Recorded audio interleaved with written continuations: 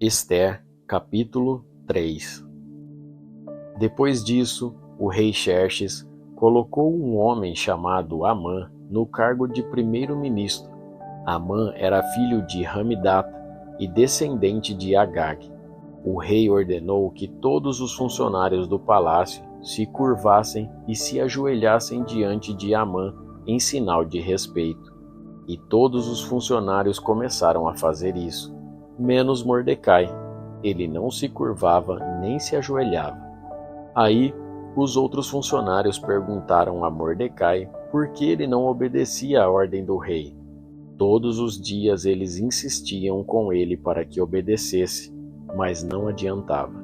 Ele explicava que não obedecia porque era judeu. Então eles foram contar isso a Amã, para ver se Mordecai continuaria a desobedecer à ordem do rei. Amã ficou furioso quando viu que Mordecai não se ajoelhava em honra dele.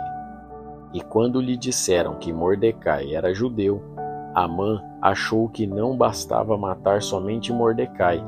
Ele fez planos para matar também todos os judeus que havia no reino de Xerxes.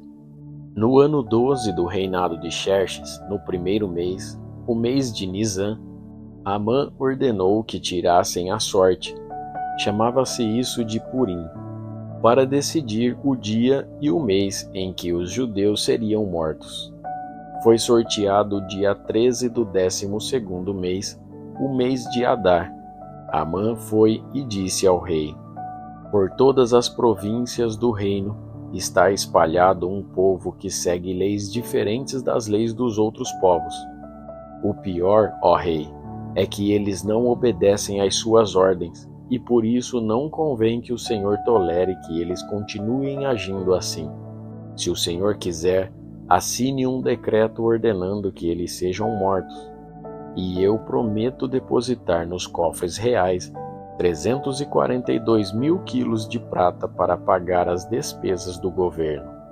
O rei tirou o seu anel sinete, que servia para carimbar as suas ordens, e o deu a Amã, filho de Hamedata e descendente de Agag, o inimigo dos judeus.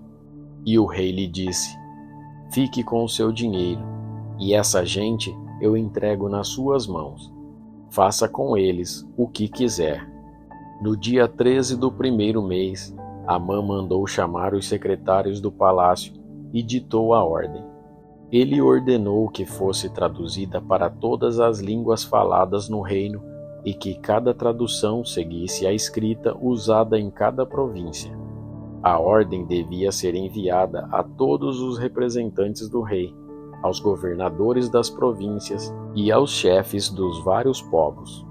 Ela foi escrita em nome do rei, carimbada com o seu anel sinete, e levada por mensageiros a todas as províncias do reino.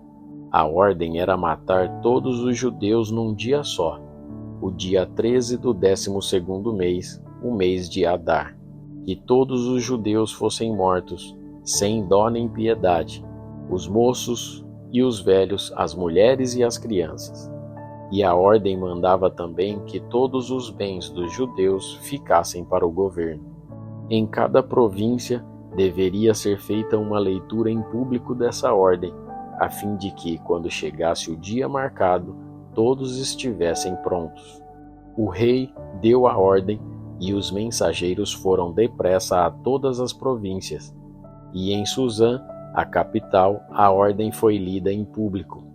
O rei e Amã se assentaram para beber, enquanto a confusão se espalhava pela cidade. Ester, capítulo 4.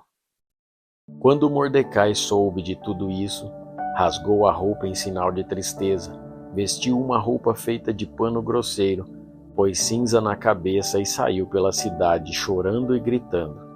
Quando chegou à entrada do palácio, ele não entrou, pois quem estivesse vestido daquela maneira não podia entrar. E em todas as províncias, em todos os lugares onde foi lida a ordem do rei, os judeus começaram a chorar em voz alta. Eles se lamentaram, choraram e jejuaram, e muitos deles vestiram roupas feitas de pano grosseiro e se deitaram sobre cinzas. Esther ficou muito aflita quando as suas empregadas e os seus eunucos lhe contaram o que havia acontecido. Ela mandou roupas para Mordecai vestir, mas ele não quis. Então ela mandou chamar Hataque, um dos eunucos do palácio, que tinha sido escolhido para atendê-la, e ordenou que ele fosse falar com Mordecai para saber o que estava acontecendo e qual era a razão de tudo aquilo. Hataque foi procurar Mordecai na praça que havia em frente do palácio, e Mordecai contou tudo o que tinha acontecido com ele. Disse também a quantia exata que Amã tinha prometido depositar nos cofres do rei como pagamento pela destruição de todos os judeus. Mordecai entregou a Hataque uma cópia do decreto que havia sido lido por toda a cidade de Susã, ordenando que os judeus fossem mortos.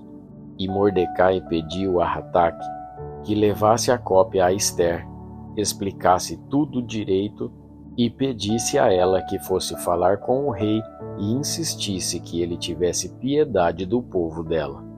Hataque fez o que Mordecai tinha pedido, e Esther mandou Hataque entregar a seguinte resposta a Mordecai: É do conhecimento de todos, desde os servidores do palácio até os moradores de todas as províncias, que ninguém, seja homem ou mulher, pode entrar no pátio de dentro do palácio para falar com o rei, a não ser que tenha recebido ordem para isso.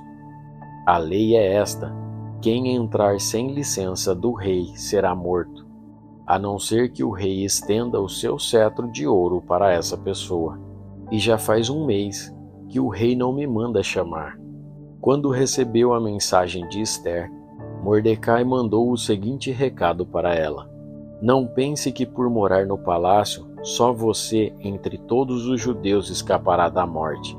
Se você ficar calada numa situação como esta, do céu virão socorro e ajuda para os judeus, e eles serão salvos.